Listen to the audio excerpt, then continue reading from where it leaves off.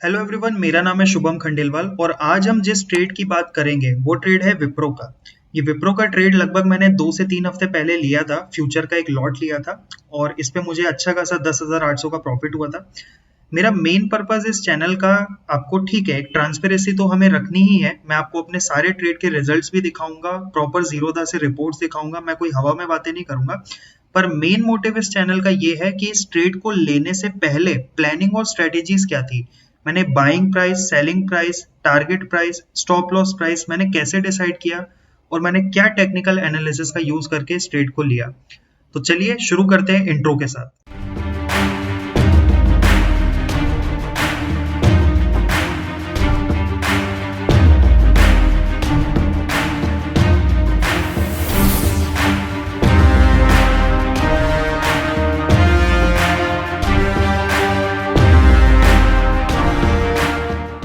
हमने बात की थी ट्रांसपेरेंसी की, तो सबसे पहले मेरा प्रॉफिट एंड लॉस स्टेटमेंट ही देख लेते हैं। ये मैं कंसोल में गया। हाँ जी, सबसे पहले मैं आपको बता दूं, मैंने अपनी जो ट्रेडिंग का सफर चालू किया है वो है मार्च के बाद से मैंने देखी ट्रेडिंग रेगुलर बेसिस पे चालू की है। जनवरी फरवरी में मैंने अपनी कुछ इंस्टीट्यूट से क्लासेस ली थी जहाँ पे मैंने टेक्निकल एनालिसिस सीखा, फंडामेंटल सीखा और उनसे मुझे काफी हेल्प हुई। प्रैक्टिस करते करते आज मैं इस लेवल पे हूँ कि मार्च में और अप्रैल में मेरी एक्यूरेसी 60-40 थी। 60% प्रॉफिट्स होते थे, 40% लॉसेस।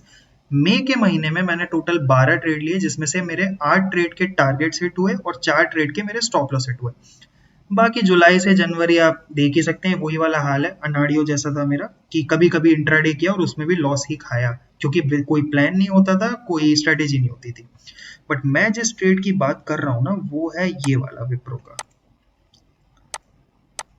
ये मैंने फ्यूचर का लॉट लिया था, 12 तारीख को लिया था और 18 तारीख को मैंने इसे सेल कर दिया था 800 क्वांटिटी। जिनको अगर नहीं पता है फ्यूचर क्या है तो ये समझ सकते हैं, मैंने विप्रो के 800 शेयर लिए थे 12 तारीख को 475 पे और 18 तारीख को 489 पे बेच दिए। एक चीज मैं पहले क्लियर कर दूं, क्योंकि मैंने फ्यूचर का लॉट लिया है इस वजह से, मे फ्यूचर का लॉट था इस वजह से प्राइस में 2-4 रुपए का डिफरेंस हो सकता है जब हम चार्ट देखेंगे। चार्ट कौन सा? ये वाला चार्ट। विप्रो की प्राइस देखिए 470, विप्रो अगस्त की प्राइस देखिए 475, तो थोड़ा बहुत डिफरेंस रहेगा, that you have to understand. तो अब शुरू होता है असली खेल कि मैंने चार्ट में ऐसा क्या देखा, मैंने क्या डिसाइड करके किस लेवल पे क्यों बाय किया, क्यों उसी लेवल पे सेल किया, मैंने स्टॉप लॉस कैसे डिसाइड किया, मैंने टारगेट कैसे डिसाइड किया, मैंने बेसिकली कौन सा पैटर्न देखा।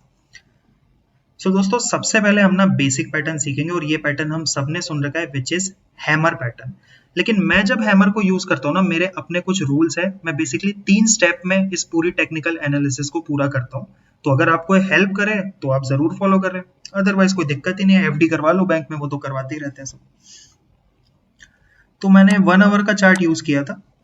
डेट थी मेरी 12 में, सबसे पहले हम 12 में ढूंढते हैं। ये देखिए 11 में, ये रही 12 में।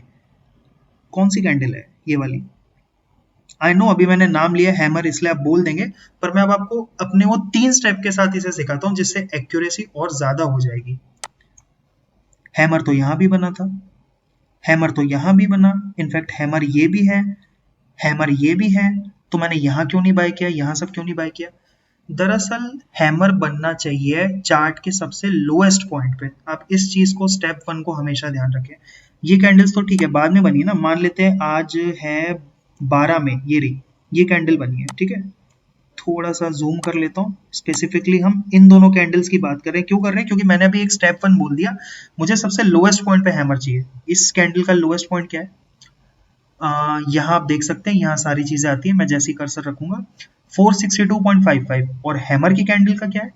462.30। पहली कंडीशन सेटिस्फाई कि हैमर सबसे नीचे बन रहा है, तो क्या मैं ट्रेड को बाय कर लूं? नहीं। अगली कंडीशन, अगली कैंडल जब भी हैमर बने उसके बाद ठीक नेक्स्ट कैंडल बुलिश ही होनी चाहिए, यानी कि कंफर्मेशन कैंडल हम इसे बोलते हैं। वो ग्रीन कलर की होनी चाहिए, बुलिश होनी चाहिए। हैमर किसी भी कलर का हो, इट डजंट मैटर, लेकिन जस्ट नेक्स्ट कैंडल उसकी ग्रीन कलर ही होनी चाहिए। Step 2 clear? स्टेप 1 हैमर नीचे बनना चाहिए सबसे, जिसका लोएस्ट पॉइंट कोई ब्रेक ना कर पाए। स्टेप 2 जो कंफर्मेशन कैंडल है वो बुलिश होनी चाहिए, ग्रीन होनी चाहिए। स्टेप 3, अब मुझे चाहिए जरा हॉरिजॉन्टल लाइंस, और ये जीरो था, मैं पता नहीं कौन सा कलर है, थोड़ा सा कर देते हैं। एक और ट्रेंड लाइन, हॉरिजॉन्टल लाइन दो, या ओके। थोड़ा जूम करते हैं। तो ये दो बातें क्लियर हो गई। अरे हमारा हैमर किधर गया? थोड़ा सा कंफ्यूज हो गया, ये रहा हैमर। सो ये हमारा हैमर था, ये हमारी कंफर्मेशन बन गई है। तो अब मुझे ट्रेड कब लेना है? ये जो कंफर्मेशन कैंडल का जो हाईएस्ट पॉइंट है विच इज 473, जैसे ही ये हाईएस्ट पॉइंट ब्रेक होगा, कोई भी कैंडल, चाहे ये कैंडल करे या ये कैंडल करे या ये कैंडल या ये कैंडल करे, अगर हम ध्यान से देखें तो इस कैंडल ने, इसने और इनफैक्ट इसने भी इसे ब्रेक कर ही दिया है। तो ये है इसका तीसरा स्टेप। जैसे ही कंफर्मेशन कैंडल का हाई ब्रेक होता है, आप एंट्री ले सकते हैं। तो मैंने क्या किया, पहले हैमर बनने का वेट किया सबसे नीचे, उसके बाद कंफर्मेशन कैंडल का अगले घंटे वेट किया, 1 आवर का चार्ट है ना। तीसरे घंटे में जैसे ही इस कैंडल ने इसके हाई को तोड़ा, मैंने सर पोजीशन बना ली, मैंने यहाँ पे बाय कर लिया। बाय करने के बाद तुरंत 2 रूल लगाने। रूल नंबर 1, हमें स्टॉप लॉस और टारगेट अपना पता होना चाहिए। अगर नहीं पता है तो हमें सवाल करना चाहिए कि हमने ट्रेड लिया क्यों है। रूल नंबर 2, रूल नंबर 1 को कभी नहीं भूलना है। तो मैंने यहाँ बाय की, यहाँ एक लाइन खिंच गई, ये लाइन आपको क्लियर है? ये जो हॉरिजॉन्टल लाइन है, ये मेरी बाइंग चीज को शो कर रही है। मैंने बाय कहाँ से किया है? इसका जैसी हाई ब्रेक हुआ, मैंने बाय कर लिया। स्टॉप लॉस हमें चार्ट के सबसे लोएस्ट पॉइंट पे लगाना है। लोएस्ट पॉइंट का मतलब जहां हैमर बन रहा था, ये इसका लोएस्ट है ना, और कोई कैंडल आपको आगे पीछे दिख रही है? आगे तो क्या ही दिखेगी, उस टाइम तो ट्रेड हम लाइव ले रहे होंगे, बट पीछे कोई कैंडल दिख रही है जो इसके लो को ब्रेक कर रही है? नहीं। तो ये इसका लोएस्ट पॉइंट हो गया। इसका लोएस्ट पॉइंट था 462.30। मैं एक पॉइंट और नीचे ही स्टॉप लॉस लगाऊंगा 461 पे। ऐसा मैंने क्यों किया? कई बार आपने देखा होगा, ऑपरेटर्स जब घुस जाते हैं, इस स्टॉक को नीचे इतना ले आते हैं कि जो इसका लोएस्ट पॉइंट था वहीं लाके सारे स्टॉप लॉस हिट करवा देते हैं, और उसके बाद वहां से रिवर्स होना चालू हो जाता है। तो बेटर है ना हम एक पॉइंट नीचे लगाए। मेरे साथ कई बार हुआ है कि मेरा ट्रेड यहां तक आ जाता है, बट स्टॉप लॉस हिट किए बिना वहां से रिवर्स हो जाता है। सो मैंने भैया ट्रेड ले लिया यहाँ पे। अब देखिए मैंने ट्रेड कितने पे लिया है? 472 इसकी प्राइस थी ना, सॉरी 473। सो मैं जरा कैलकुलेटर पे जाऊंगा, 473 माइनस जो मेरा स्टॉप लॉस है, बेसिकली इन दोनों में कितने पॉइंट्स का डिफरेंस है, स्टॉप लॉस में और बाइंग प्राइस में। सो 473 पे बाय किया, 461 पे स्टॉप लॉस है, तो 473 माइनस 461, 12 पॉइंट। मैं यही 12 पॉइंट 473 में ऐड कर दूंगा, विच इज इक्वल टू, आप बताइए, 485। 485 क्लियर हुआ कि नहीं? ये मैं बेसिकली 1:1 मेंटेन करके चल रहा हूं। जितना मेरा स्टॉप लॉस है उतना ही मेरा टारगेट है, 1:1। आई होप ये तीनों चीजें क्लियर हो गई। तो मैंने, देखिए मेरी प्लानिंग थी ना, मैंने ट्रेड क्या हवा में लिया? नहीं, मेरा हैमर बना, सीसी बनी, सीसी का हाई ब्रेक हुआ, तब मैंने ट्रेड लिया। स्टेप 1, स्टेप 2, स्टेप 3 तीनों यहीं पे आ गए। उसके बाद मैंने स्टॉप लॉस कैसे डिसाइड किया? जो मेरा लोएस्ट पॉइंट है, जितना लोएस्ट पॉइंट से बाइंग प्राइस का डिफरेंस है उतना ही मेरा टारगेट हो गया। आगे बढ़ के देखें टारगेट अचीव हुआ कि नहीं। आगे बढ़ो जी, आगे बढ़ो। ये कंसोलिडेट करता रहा, शानदार तरीके से टारगेट अचीव हुआ है। इनफैक्ट और ऊपर भी गया था, बट एज आई सेड, क्या हमें पता है शेयर कितना ऊपर जाएगा और कितना नीचे आएगा? नहीं ना। अपने को मतलब है 1:1 से। जब आपके टारगेट स्पेसिफिक होंगे ना, आपको इस बात की चिंता ही नहीं होगी कि स्टॉक ऊपर जा रहा है नीचे। आपका टारगेट देखिए यहाँ अचीव हो गया, मैं यहाँ से एग्जिट कर गया। सो कितना सिंपल है हैमर से ट्रेड करना, पर लोग रूल्स भूल जाते हैं। लोग कहीं पे भी हैमर ढूंढने लग जाते हैं। हैमर को ढूंढना है हमें सबसे नीचे, और बेटर है अगर आप 1 आवर, 4 आवर या 1 डे पे काम करें तो 10 मिनट 15 मिनट पे it is up to you. अगर आप इंट्राडे ट्रेडर है तो कर ले, मैं स्विंग ट्रेडर हूँ। सो मैं यहाँ पे हैमर के बाद सीसी का वेट करता हूँ, उसके बाद सीसी ब्रेक होने के बाद ही ट्रेड लेता हूँ। और देखिए ट्रेड नीचे आया, बट क्या मेरा स्टॉप लॉस हिट हुआ? नहीं हुआ, और यहाँ से मुझे दे गया प्रॉफिट बुक। सो 1:1।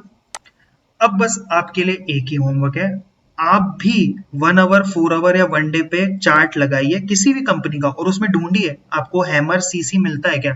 कई बार आप देखेंगे हैमर बनता है लेकिन स्टॉप लॉस हिट हो जाता है, क्योंकि लोग हैमर पे ही ट्रेड ले लेते हैं। अगली कैंडल हैमर के बाद रेड बनती है तो हम ट्रेड क्यों लेंगे? मैंने पहले ही कहा सीसी ग्रीन होनी चाहिए। अब गाइज ये देखते हैं कि अगर उन 3 स्टेप को फॉलो ना किया जाए, अगर इस तरह से चला जाए कि हैमर कहीं पे भी मिलता है, उसके बाद सीसी बनती है और हम बाय करते हैं, तो क्या होता है? तो चलिए मैं आपको वो भी दिखाता हूँ। जरा इसी कैंडल को देख लीजिए, ये हैमर है। अब ये तो फर्स्ट स्टेप ही गलत हो रहा है, या हैमर तो बना है पर क्या है सबसे लोएस्ट पॉइंट पे है? नहीं, इस हैमर के पहले एक कैंडल है, उसका लो इससे वैसे ही कम है। पर मान लेते हैं हम इस हैमर को कंसिडर कर रहे हो, ट्रेड लेते हैं। देखिए आगे क्या हुआ, ये सीसी बन गई। हालांकि यहाँ पे स्टेप 1 ही गलत हो गया है, पर फिर भी चलिए एक बार के लिए मान लेते हैं। ये हैमर बन गया, ये वाला, ये सीसी बन गई। इस सीसी का जैसे ही हाई ब्रेक हुआ मैंने बाय किया, स्टॉप लॉस मेरा ये था, this is my stop loss, this is my buying price. क्या 1:1 देके गए? बिल्कुल नहीं देके गया। आप ये देख लीजिए, इसका लो है 481, इसका हाई है 486, तो ये कम से कम नहीं तो 492 तक जाना चाहिए। कहां तक गया है? 488 तक ही गया है। तो उसके बाद क्या हुआ, ये नीचे गिरने लगा और यहाँ तो आपका स्टॉप लॉस हिट कर गया। तो क्या ये ट्रेड लेना फायदेमंद हुआ? बिल्कुल नहीं हुआ। एक और एग्जांपल दिखाता हूँ आपको। वाह, इससे बेहतरीन तो मिल ही नहीं सकता। हैमर बन रहा है और फर्स्ट स्टेप भी कंप्लीट हो रहा है। सबसे लास्ट कैंडल देखिए, इधर हैमर भी बन रहा है और फर्स्ट स्टेप भी कंप्लीट हो रहा है, एकदम नीचे की तरफ बन रहा है। लेकिन अगली कैंडल हमें स्टेप 2 क्या है, सीसी चाहिए, बुलिश ग्रीन कलर की। बुलिश है क्या अगली कैंडल? नहीं है। मैं ट्रेड क्यों लूंगा फिर? और उसके बाद देखिए क्या हुआ। अब आपके जो भी डाउट है, भले आप मेरी तरह नूब हो और आपको कुछ ना आता हो, आप कमेंट सेक्शन में अपने डाउट जरूर क्लियर करें, उसको मैं विद इन 24 आवर रिप्लाई कर दूंगा। लेकिन अगर आपको पूछना ही नहीं है, आपको सीखना ही नहीं है, तो ठीक है, मैंने बताया ना, बैंक में एफडी करवाओ। जो 6.5% का रिटर्न हम महीने का उठाते हैं, वो तुम साल का उठाओ। सिंपल सी बात है। आई होप आपको ये ट्रेड पूरा क्लियर हो गया होगा। अगले वीडियो में मिलते हैं एक नए पैटर्न के साथ। हैमर हमने सीख लिया है, ऐसे ही हम बेसिक्स के 6 पैटर्न्स और सीखेंगे। Thank you so much.